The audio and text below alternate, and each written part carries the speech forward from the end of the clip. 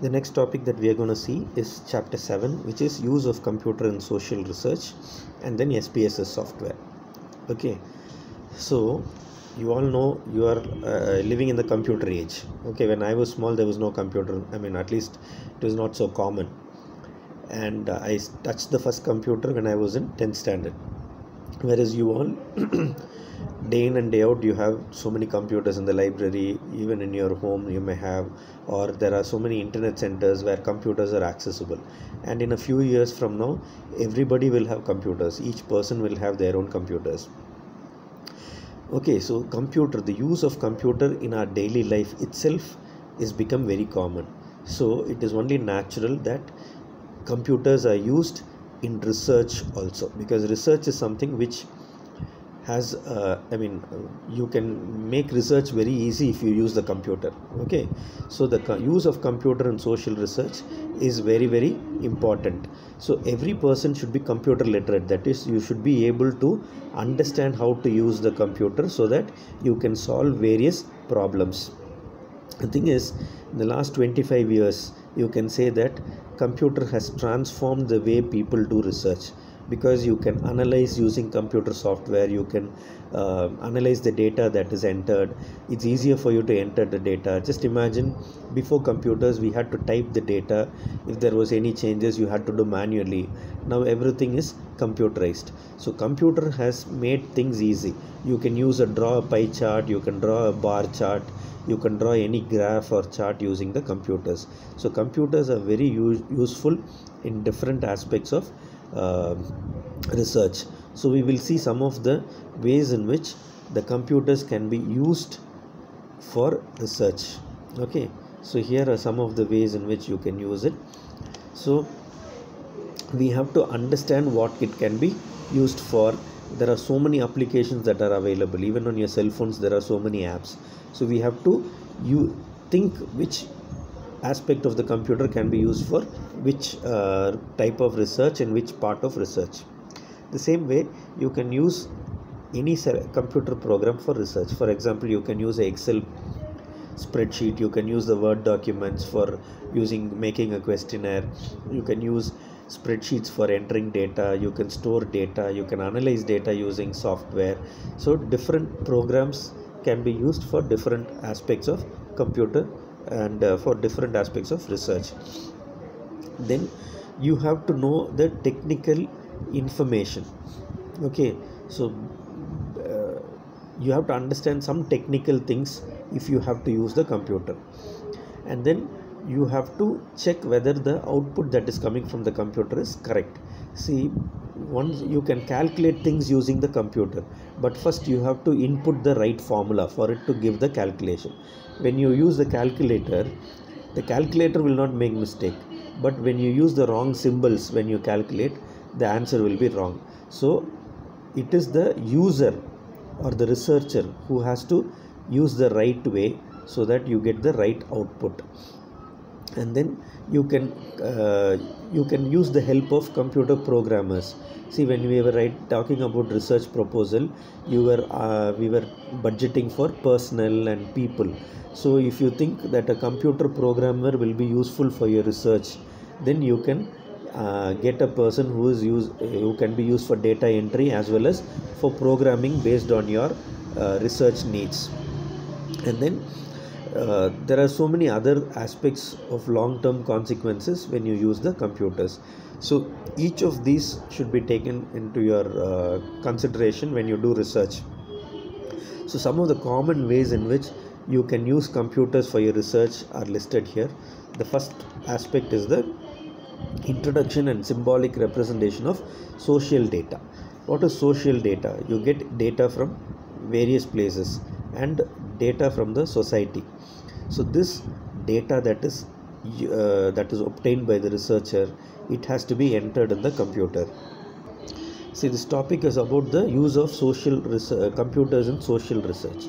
So all the data that is obtained by you has to be entered, and each of this data represents something. Okay, it has some value, so that data has to be used in a proper way, and that can be helped by the computer, because you can analyze the data using computer management system or the information system. The next thing is searching and synthesizing the literature.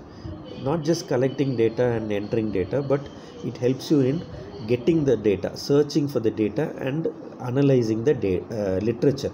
Searching the literature and analyzing the literature.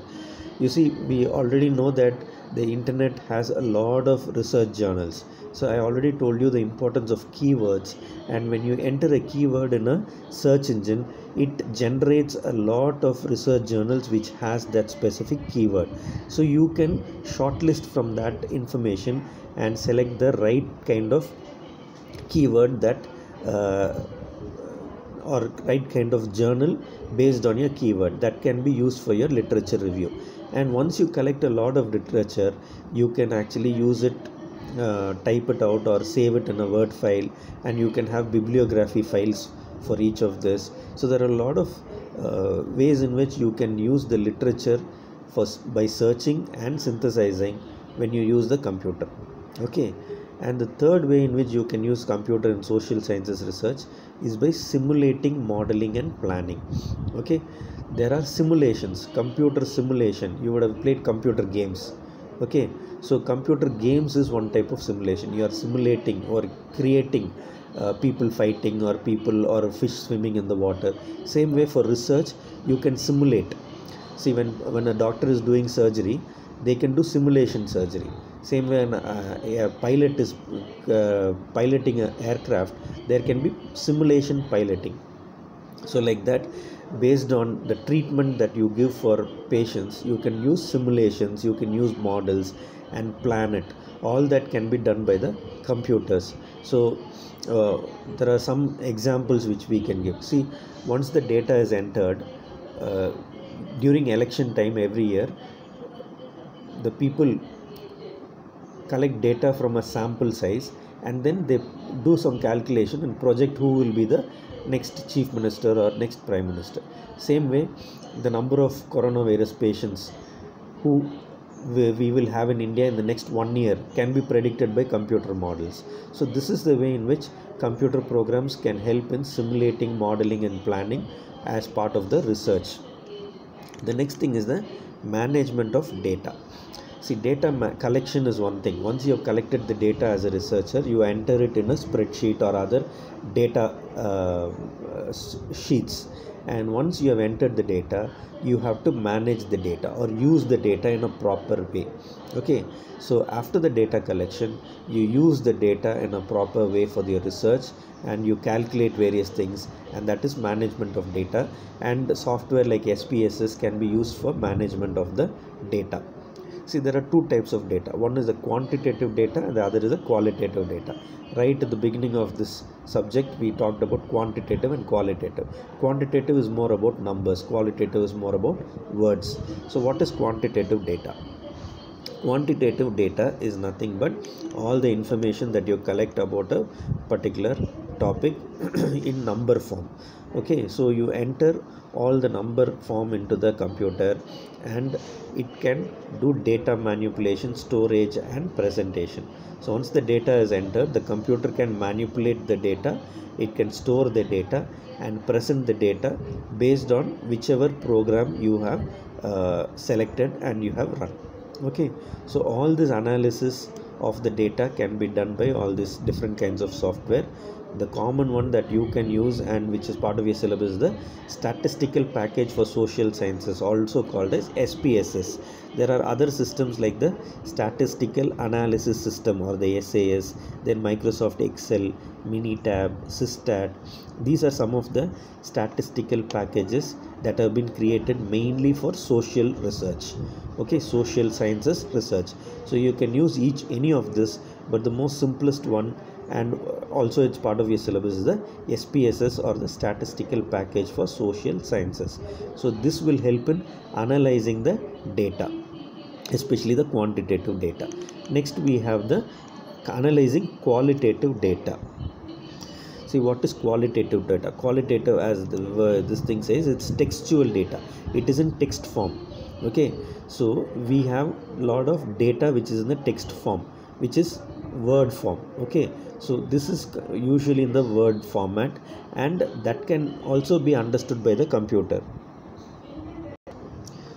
See, this data, which is the qualitative data, is in text form, and the computer can actually understand the text also. All you need is a particular program which can help the computer to understand. Okay, so some people say that soon there will be no difference between quantitative and qualitative data. Whichever it is used, the computer will be able to understand it. Okay, so in natural understanding is not there. It is called artificial intelligence. So language understanding is very new for computers. Okay, because they have always understood numbers, but language understanding is something new, but it is possible. See, I have read in an article, news article, that the computers are now being created that can even understand your emotions. When you are angry, when you are frowning, when you are smiling, the computer can understand what emotions you have. So when the computer can understand emotions, understanding a written language is not difficult for the computer.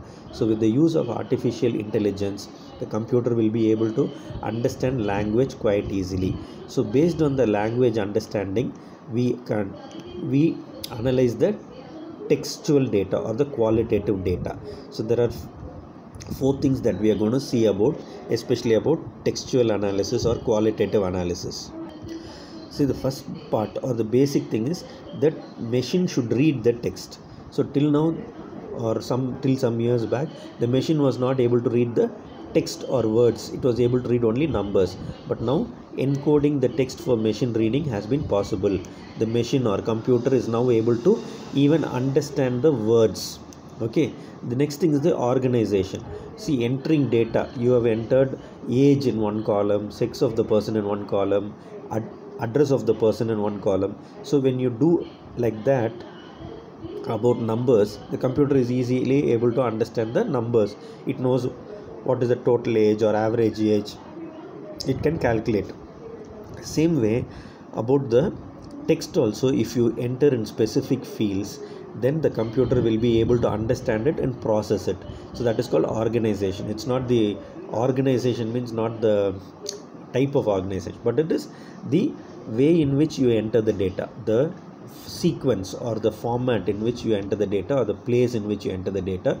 Based on that, the computer will be able to understand what text you have entered and process it through artificial intelligence. Okay, the next way in which the computer analyzes the textual data is by creating field notes. Okay, so the computer will be able to understand what initial data has been entered, and then it will either, using that information, it can even say whether the hypothesis is approved or disapproved. Okay, hypothesis is the basic premise on which you are doing the research. So the computer can read your notes and find whether the hypothesis is approved or disapproved. And finally, the fourth part is the recording. So recording means saving. So all the data that has to be has entered has to be saved or recorded.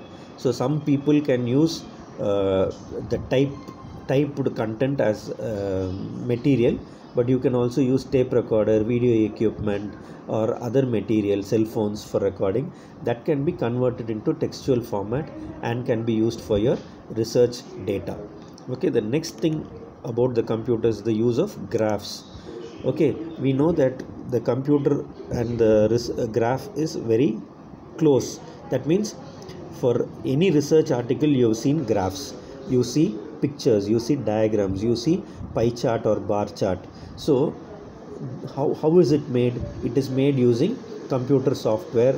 Usually in an Excel file or a Word file, you can have graphs, and once you enter the data, automatically the computer will output the graph. So creating a graph using computers is very easy, and you can use these graphs in your research, especially for your paper publication or your abstracts. You can create, or even your dissertation or thesis, you can use graphs. Some of the common types of graphs are bar graphs, line chart, pie chart, and scatter diagrams. So these are commonly used for research, especially in publications and dissertations. The next way in which the computer is used in social research is for writing and rewriting. See, whenever you are doing a research publication, you have to type it in a proper way in a Word document or other software, and then you have to send it. You can use the internet for the research. So when you do typing, you can do spell checking. There are grammar checking software, data managing software. So all these software can be used for your paper writing, and once you type the paper, you can send it to the publisher for publishing in a research journal. So computers can also be used in social sciences research for writing and rewriting both the initial drafts of your paper or your literature review discussion, and the whole research itself you can write and rewrite in the computer. So these are some of the ways in which you can use computer for social sciences research. Okay, so we will see what the SPSS or the statistical package for social sciences means. Okay, let's see the introduction. What is SPSS? SPSS or statistical package for social sciences is nothing but a software program. Okay, it is created by a computer company. It is a software. Okay, so what it is used for? It is used for analyzing the data. So there, once you open, it's like a Excel file. You open it, there are columns where you can enter the data, and once you enter the data, it will have various biostatistical analysis listed. So whichever analysis you want to make with the data that you have entered, you click on a button, automatically it will give an output of all the analysis, and also in graphical form or number form, whichever form you want, it will give the relevant information. So it is a very simple format. All you need to do is enter the data in this software or social sciences package, and you will get all the analysis done automatically by the computer. Okay, so let us see what are the programs and what are the analysis that this software can provide you. Okay, this SPSS is a revolutionary software. They say revolutionary means it has changed the way in which you do research. So it helps a lot of research scientists in analyzing data. It saves a lot of time. Okay, because when you have to enter data, it takes a lot of time, and then each analysis of this data will take a lot of time if you do it manually, or even if you do other computer programs to do. But the SPSS has already been pre-programmed. When they created the software itself, they have checked and made sure that it will, once the button is clicked, it will give you any format or any result which you want, in a graphical representation or in other types of representation. So some of the things that this SPSS can do are listed here. First is the data transformation. Okay, data transformation is nothing but the data which you enter is converted from that format to a different format. Okay, so the data has to be understood by the software. So your job is only to enter the data. The software programmer has created the program in such a way that the computer understands your data, it will integrate it and manage it, and then give it back to you in a different format in which you want it. Okay, if you are saying, if you want the average age, if you enter 100 numbers of different people, that is ages of different people, 100 different people, and you want the average age, then it will calculate it for you. This is the most simplest example I am giving, but there are many complex calculations that it can perform on the data and give you. Okay, so that is the data transformation that this SPSS software provides you. The next is the regression analysis. What is regression analysis? See, when you do research, there are variables, dependent variable and interdependent variable. So these are different variables that you collect. Okay, it's part of your data, and when you enter the dependent variable and the interdependent variable in the computer itself does the calculation, and it does a regression analysis and tells you the relationship between the different variables. Okay, so it's very difficult for you to manually understand the relationship between a dependent variable and an interdependent variable, but the software itself does the analysis for you and provides the relationship between the dependent and the interdependent variable or even other different variables. So that is the regression analysis which is performed by the computer software SPSS. Then the third thing is the ANOVA, analysis of variance. Okay, it is a very important biostatistical approach in research. Okay, so when you collect data and you group it in different groups or different processes, you want to find the difference between them. See, when you compare two groups, there is one group before the test or post the test, in a pre-test post-test group, or in a cross-sectional study or a longitudinal study, you compare different groups or the same group at different points of time. So when you have different groups, you enter the data and the computer itself will do the variance analysis. It will analyze the difference between each of these groups. So that is why it is called analysis of variance, and in short form it is called as ANOVA, analysis of variance. AN of the first word analysis, O of and VA of variance. So it does analysis of variance or ANOVA, which is the difference between two groups in your research study. When you are doing a comparative study between two groups in a research, you enter the data about both the groups, and then the computer through SPSS software will automatically analyze the difference between these two groups and give you the research answer, and that will be easy for you to do the conclusion and understand the results. Okay, so it is, when it is done for two groups, it is called as ANOVA. Okay, the next is MANOVA, multivariate analysis of variance. Okay, when the data of different variables are unknown, okay, it can still, the computer can still analyze the different types of population and what factors can affect their choices. So this is called MANOVA, or multivariate analysis of variance. So basically, even the variables whose value you don't know, you will be able to use it in your calculations. And finally, the t-test. T-test, when you have two sample types, okay, two different sample types, you need to know the difference in the interest of the two kind of groups.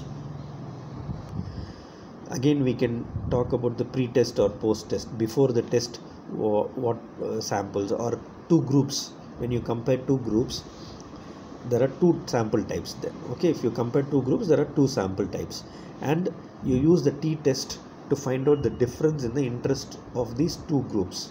Okay, so this usually is done manually when you do not use a software, but these days the software will provide the answer. It will help you to understand the difference between the two sample types, which is the t-test. Okay, so some more information. So these are the ways in which the SPSS helps you. It helps you in the ANOVA, it helps you in MANOVA, it helps you in t-test, it helps in regression analysis and data transformation. This software was developed in 1960, but in 2009 the IBM, which is a large company, the IBM company acquired it. Once they acquired it, they made a lot of changes in the software, and then it became very popular because it could do a lot of research calculations. See, once this software came, the social sciences researchers found it very easy to do all their research. All they did was enter the data and they could get the results, whether it is t-test, whether it is multivariate analysis of variance, whether it is ANOVA or regression analysis, whatever it is, this software is able to perform all these calculations and analysis and provide the results, which were in different forms. You can have in graphical form or in a number form or in a tabular column form. So it is so versatile, that is, you can use it in any different way, that it became a very simple method of doing research. All you had to do was do the data collection, and once you decide on the biostatistical method that you are going to use, you just have to enter the data and click a button. It will provide you the results, and this made research very simple and easy so that a lot of people can do all types of calculations without needing to know biostatistics and mathematical methods. So this software is not only used in educational institutions, it is used in healthcare institutions, marketing institutions, for finding results of surveys, and so many other ways. Okay, so SPSS software is a very useful software in social sciences research. So it can be downloaded in your computer and you can use it for your research. Okay, hope you understood the role of computers in social sciences research, and especially the role of SPSS software.